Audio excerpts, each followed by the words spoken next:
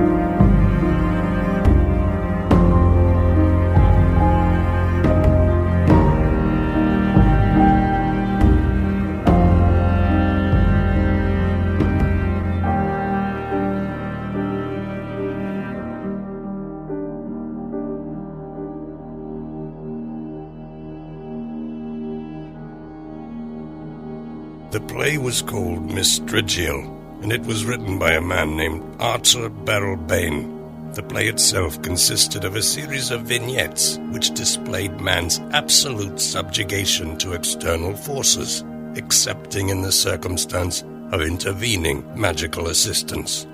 I myself had the role of Miss Strigiel, and I served as a kind of observer and expositor of events. I was also the interceding hero.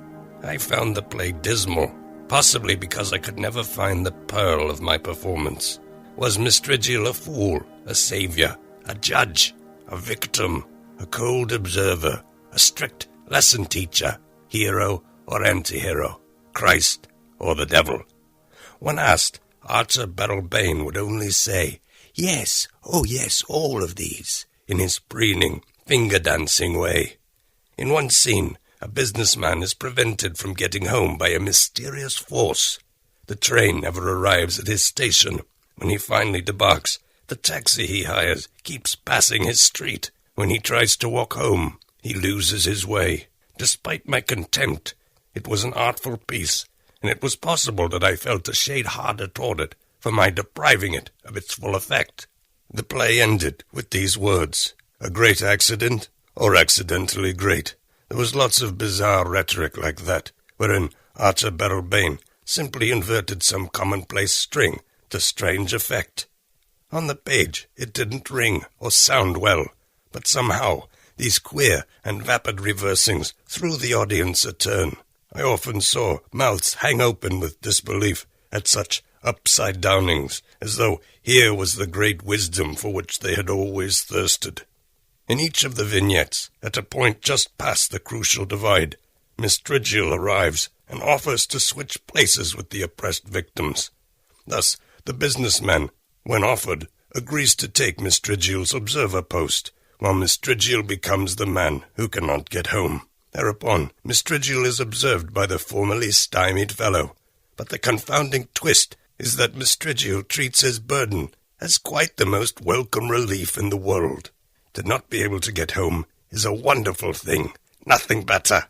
Miss Strigiel laughs as one thing after another prevents his arrival home. "My street has disappeared," he exclaims. "Aren't I lucky? Isn't this terrific?" This persists until the businessman begs to be returned to his former life, which now seems quite manageable, pleasant even. And of course, Miss Strigiel accommodates the request. A dramatic switch-out takes place. Miss Strigiel resumes his omniscient post, and the businessman, after a giddy 10 or 15 seconds, crumbles into tears, screaming, raging against the invisible force preventing him from getting home. Miss Strigiel smiles, as perhaps the fellow is now even a little more miserable for not being able to sustain his observed bonhomie. Though my portrayal rankled, I yet enjoyed Miss Strigiel's costume, his eye mask, his caped, white-gloved, top-hatted, long-caned, and shiny-booted otherliness. He was a kind of Phantom of the Opera and snake-oil salesman, all wrapped in one. The character had no analogue as far as I could tell, which is to say, to marry Christ and the devil is to produce a kind of chaotic nothing. Every line of dialogue was half truth, half lie, and Miss Strigiel was meant to speak his lines in such a way that both truth and lie could be felt. Arthur Barrelbane attended every performance. He was a man of my medium build, with an overly extruded face that had the woven and waxy look of a mask. His large balding head had a sagging back curtain of baby-like brown hair. Barrelbane liked to think of himself as a man with a good deal of flair, and thus, after any introduction, he rolled out a prepared carpet. "Shall I tell you my weaknesses?" he would start, and without pause he would launch into a false Shakespearean oratory. "I am brief in height and tall in speech, vain of looks, but having none, reveal my ugly stubborn side. I am short of shoe, you see, and nearly blind. I made believe for far too long, and now it's hard for me to tell. Do you see how imaginary it just became? Just there, right then as I said it? Am I too little here, or you too much there? The thing is that I've only just begun, and yet already there's the dead feeling, of the casket in the earth, of the toes being licked over by the fires. But these are weaknesses, and I am committed to them, for that is my sole strength. Please call me BB." I was never convinced that BB's oddity was meant to serve anything but some artistic project. I saw him only in 3 poses, writing furiously in the dark theatre, sitting in his corner seat for the performance, and making his peculiar, convivial conversation with the cast or with ambushed strangers. I felt there might be some Romana clef point to it all, as though he were pressuring mankind with his unusual stimulations to get some even queerer response, that he could mark it all down and birth a new play. At any rate, he didn't care, but seemed to know how poorly his impression registered. The phrase, "I know I'm dreadful," peppered his conversation. It was all managed to a final result that only he knew. Though he was considered a vulgarian and a fop, it was yet granted far and wide, and he had the commendations to back it up, that he could write himself a play. He sat with his plumped-out face and his little rim of brushy brown hair in the rightmost front-row seat, the rest of which row was cordoned from use, as it gave poor view to the stage. But BB loved it. From his awful nook he could juxtapose performance and audience. At the end of every performance he would clap once, and his hands would glom together, and his head would nest downward into the angled roost. He would raise this clenching slightly in French victory before standing, removing a handkerchief from his pocket and wiping down the yellow candle wax of his face. He visited each of his performers in turn in the after moments of the show. He would knock, peek in a dressing room, and say in his non sequitur style, "Vital, a singing group to fight off the blues," or "As cake follows stew, tasty." Perhaps because I played the character of Mistrigial, whom I quickly gathered was a kind of self-portrait, BB saved me for last, and kept me for the longest. "This is a chair," he would say, pointing at the obvious seat in my dressing room. I would not play certain of his games, though I did not mind that he played them. "Yes, I've heard of these," he would mumble when I failed to respond. I found his forced peculiarity deeply interesting, as it was not accidental. I was thus always trying to figure out the meaning of his manner. I have never not been slow in my transition from character to self. It puts a particular strain on my soul to return to my own saddle, as it were. I don't remember the last time I walked home from a performance anything but low and depressed. Removing a character's costume and donning my own dull clothes, a wave of displeasure and disappointment would squirrel down through me, followed by a very disturbing sense of shallowness, as though I were really no one, and yet accompanying this was the feeling of just how great a mass of energy was required to pretend to be me. Why, I wondered, should it take so much more to pretend to be me than Mistrigial, when so much less was the result? That, in a way, I'd forgotten how to comfortably conform to my own rules. Do I like apples or oranges? Do I walk confidently or crookedly? And more than that while I lacked a kind of fundamental interest in being myself, I was constantly trying to muster together the wind to get my old ship sailing. I was without lines, without the certitude of form and story, and to tuck back into the mean penny of life which had such a way of being so drastically plain, was to close the door on my own jail cell. So I would be dressed in full regalia in the limbo of being, as Beryl Bain would cautiously test the chair in my dark quarters. I kept several candles and meditative aromas spinning smoke in the chamber so as to soften my transfiguration. Bibi would deglove and shuffle his coats so that he was sitting quite comfortably before starting. "You know, I was thinking," he said, "of actually finally doing a play that had an ounce of truth in it. What would you say? Do you believe me? Do you say I could do it?" "I would say," I said. "In what way does the current play lack this ounce?" "There's not a grain of truth in it, not a smack or a dab. But of course it hits home. It drives its fair nothings right into the pretty nowhere, which is what we prefer to feel and where we prefer to reside. There's a great thirst for this sort of soothing untruth. Surely you understand me?" When I told Beryl Bain that I didn't quite follow him, I realized that he had strangely adopted my seated pose, as though to somehow test the waters of my confusion by aligning his ligaments to my own. As I shifted one leg down and peeled my toe upward, so too did he. Curiously, despite this imitation, I noted that he had, since taking his seat, been much less false than normal. The persona had been set aside, it seemed, and I felt in the powerful dropping of his mask that he was about to make a dramatic offer of some kind that, despite my own misgivings, I would not be capable of refusing.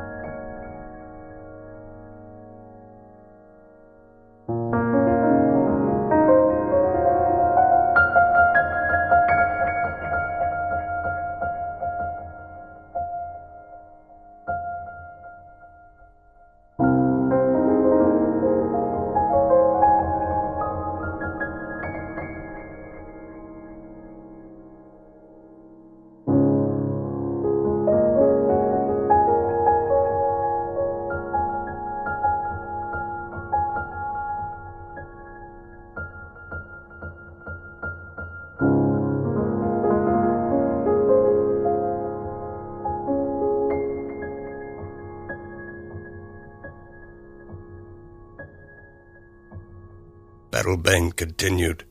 "My play, as almost every piece of art, is a lie. The notions of cause and effect, Sherwin, are reversed. What is real is made false, and what is false real. That is the dream of our experience, and what we like to have supported. Is it the fact of the intervening and wicked family squabble that prevents the lovely Juliet from settling with her lovely Romeo, or the way in which they choose to perceive it?" "Are you suggesting," I said, "that Shakespeare is incorrect?" Not at all. People kill themselves all the time and for lesser things. Only to suggest that his lesson does not point toward the larger picture, but toward the bold and simple and persisting romantic condition of what may be considered a problem, and the dramatic resolutions obtainable. And by that, I mean it's pretty fiction, but has nothing to do with real meaning. It's a false story that supports a false belief system, which is why we like it. I am sure many have killed themselves because of this portrait, and what I'm saying is that there is a deeper truth, and were that deeper truth wrung out by Sir William, Romeo and Juliet would have had quite a nice life. Maybe not together, and obviously the play may have been dull. But I'm saying we are surrounded by convincing romances of all kinds that support the untrue, that provide convincing arguments for this and for that, but contain always a fundamental flaw in perspective. How we see ourselves beset is really just how we beset ourselves. The world has no power over us, Sherwin, only that we give it such. If we were not pretend creatures, we would not so deeply care for pretend things, but we need them, like life rafts. I meant to push along some line or other as regards to his arrogant stance on Shakespeare, but before I could, he said, "May I presume to judge you as friendless?" I hesitated, only to give the impertinence of the question a sabbatical form of effrontery. "You may," I said.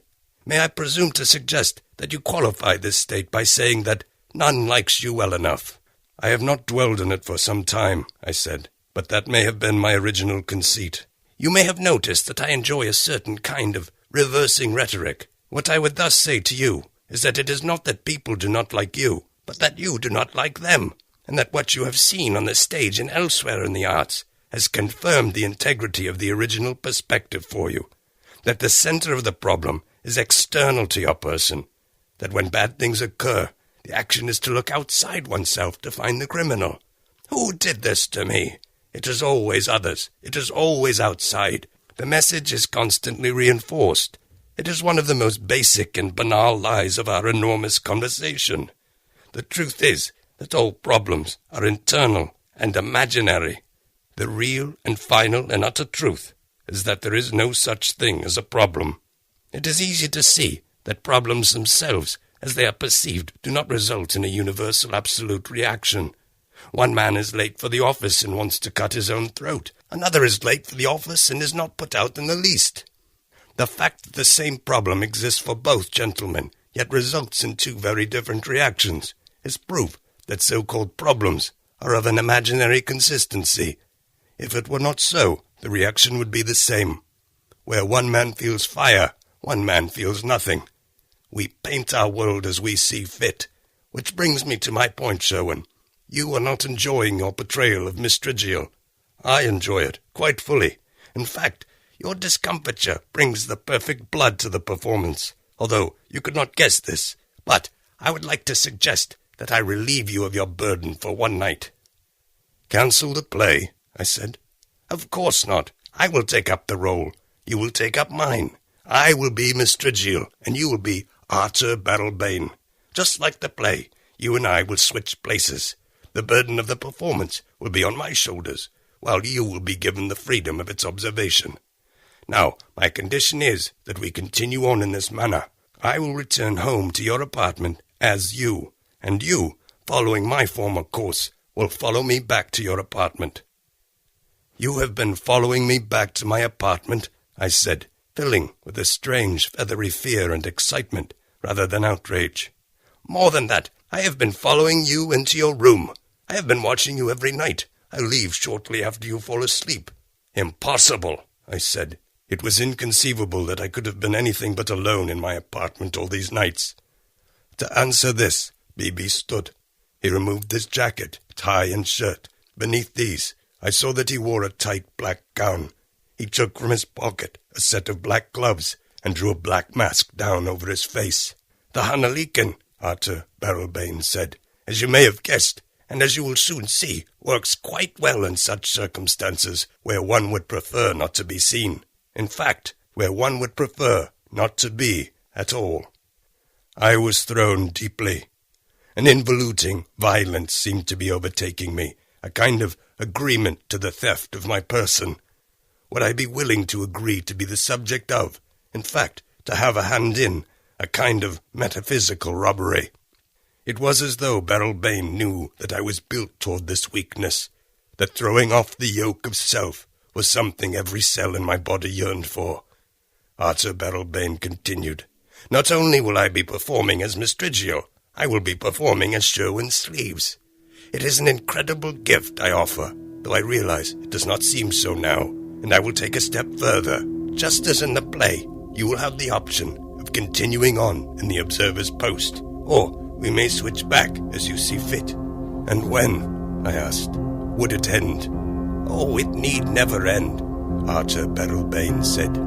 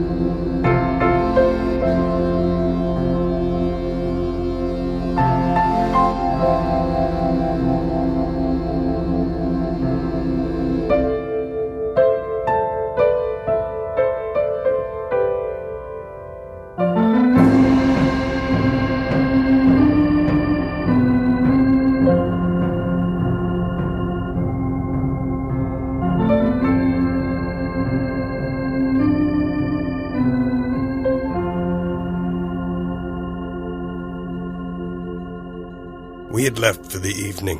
BB suggested drinks at a place he called the Alley. "They serve grog," he said, "and other old-fashioned drinks from hundreds of years ago. They all taste like poison, of course, but it's quite gripping." The alley was located down a thin, black street, not quite an alley, but a cobbled way with darkened homes and a strip of starry skies above us.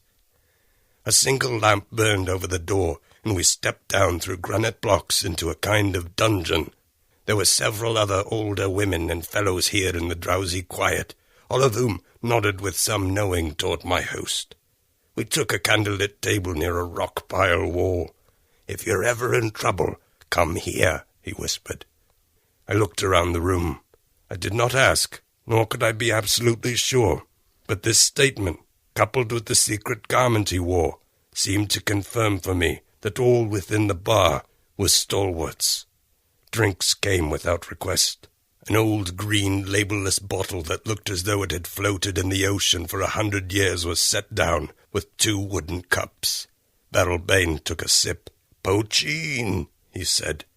As I drank, and my head splashed whitely with the grainy gasoline, he continued, "It is almost never the case that we get to put our lives down. I am not necessarily asking you to put down the Unputdownable, but rather asking if you would be interested in seeing what happened if I picked it up. You will secure, I guarantee it, a reflection that you could never otherwise. Yourself, alive, in action, yourself on the stage and on the stage of life, no longer in the first person. To bring it to business, Sherwin, it will be important for your coming work with the stalwarts to divest yourself of yourself. If you cannot, if you must be Sherwin Sleeves with all the I's dotted and T's crossed, you will not be able to operate in any of the coming higher formats. Yet, as we both know, it is the case that you do. And how is it, I asked, that we know this? You are the author of a particular book yet to be written, Sherwin. Streamlines of the Futurist. If you are the author of that book, then I can only say it is highly likely that you will shortly agree to go along with this plan, to switch with me, which really renders pointless any further need for me to convince you. Beryl Bain stood, took the old bottle into his hands. I think we are agreed, and I don't think you need any further clarification. I live in the Claridge house at 70 Windsor. He dropped his heavy keys on the table. I felt in my pockets to find my own. I already have yours, Sherwin. The full switch will commence at 5:30 tomorrow night. We can meet in your dressing room. Consider tonight and tomorrow a little light transition. Obviously, you should make yourself feel at home at Claridge House. Beryl Bain leaned forward and patted my shoulder, then poured me a full cup of the cold, scalding alcohol before pocketing the old sea bottle. I'm sure you're wearing the pajamas, he said, drawing the Hanalikan mask from his pocket. It was not quite a question. And as he left, I brought the drink to my lips. I had, perhaps due to some light drunkenness, a great sense of relief. I was amazed that I was, in the face of so much intercutting nonsense, of so much fantastical brocading, deeply and perfectly peaceful. It was as though it all made sense to me, and that nothing needed sorting out, that I must follow forward on the experience, and that taking each next step was the only explanation I needed, and the only one I would ever understand. As I left the alley, Bibi's keys in my pocket, heading toward Claridge's, I felt for the second time in my life fresh-born. I was not Sherwin Sleeves, nor Archer Beryl Bain, taking step after step down a black street beneath blue stars. I was the unnamed, uncreated, vital force. And it was not that being the person named Sherwin Sleeves was something I could not put down, but rather, all along, it had been something that could never be picked up. Like air falling through one's fingers, there was nothing to catch hold of, and yet it was this illusion that I'd fought so hard to inhabit. Life itself went walking down the street, unspectacular, soft, dull, awake, vibrating, simple, bright. Life, alive, living as it lived. Once upon a blackbird in a dark and stormy night, I heard the rattle of the shatter of the breaking of your heart. Beat and breathe, let the whole world drown at sea.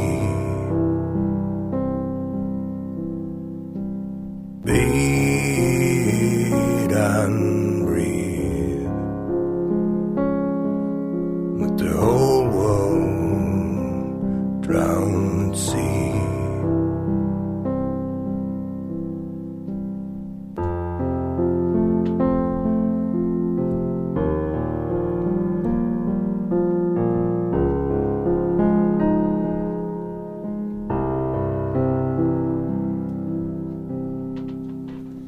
As you way down in the Bowery, as you face down in the whiskey, and your bones feel like a bomb blast, and you're way, way, way much too free. Take a slow ride to the end of time. By the end of time, I mean right now. There's a metaphor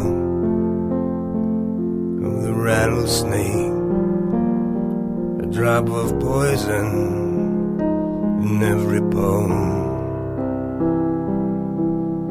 Let your heart sleep in the ether, 'cause this girl's not coming home. Eat and breathe, let the whole world drown at sea. Eat and breathe,